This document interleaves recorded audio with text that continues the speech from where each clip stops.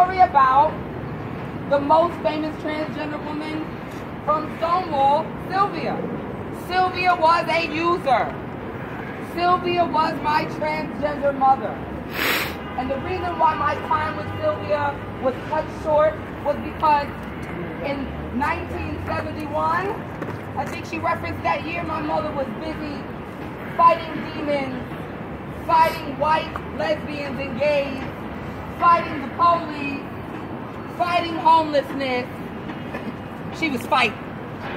But what she didn't have was even the concept of equal rights. She would not be able to imagine a New York where, because of cases her daughter brought, we have a healthcare system that meets people where they're at and even supports their transitions under Medicaid.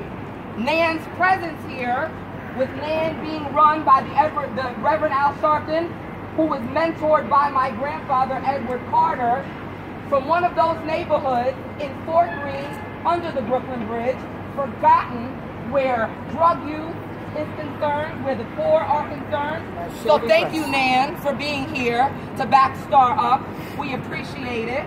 I want to move quickly, but like Sylvia, I don't mind holding people up. The conversation we're having now about safe consumption sites is the most liberal a city can have. It says, we know that drugs may be illegal and harmful, but we understand. Now, the conversation about sex work isn't exactly the same, but I will keep coming here. I will keep using you guys as a backdrop as long as it takes for everybody here to acknowledge that this group wouldn't be here if not for work started and continued in the 70s, 80s, and 90s by activists that were both gay and trans.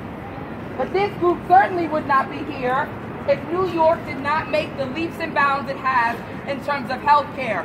You're looking at the reason why your Medicaid card can be swiped for a pair of boobs today. I don't want to hear mess about standing up for change or holding my ground. So, tomorrow's my birthday. And last year, see, none of you, most of you are supposed to be on my side. I was fighting Department of Homeless Services all by myself on my birthday about a shelter named Marsha's in the Bronx. The irony is disgusting. So this birthday, I asked you guys to join me in the most important, significant, influential piece of policy work that STAR has ever been engaged in, because they call it the oldest profession for a reason.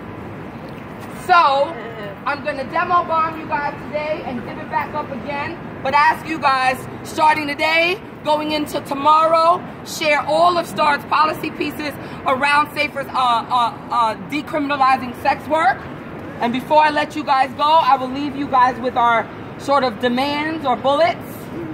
We are asking the de Blasio administration to decriminalize sex work.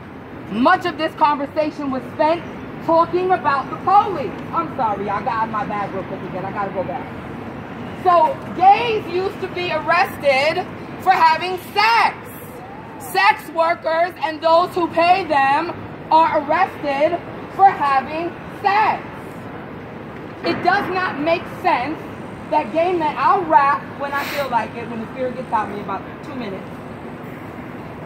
When people can have sex on apps like Grindr and Scruff and Jacked in a city that led the movement for gay rights around the country, we have to wake up. With a bunch of people that I know support removing the taboo and stigma from sex to make it safer. Doesn't everybody here agree with removing the stigma around sex? So why is everybody still so goddamn uncomfortable? I'm going to give it up now to the next speaker, but I want y'all to please visit STAR's website, star.nationalsupport.squarespace.com, and follow me on social media at Mariah Lopez or Mariah Lopez Ebony. Oh, and since Backpage is shut down, you can reach me at 212-470-9687. Thank you.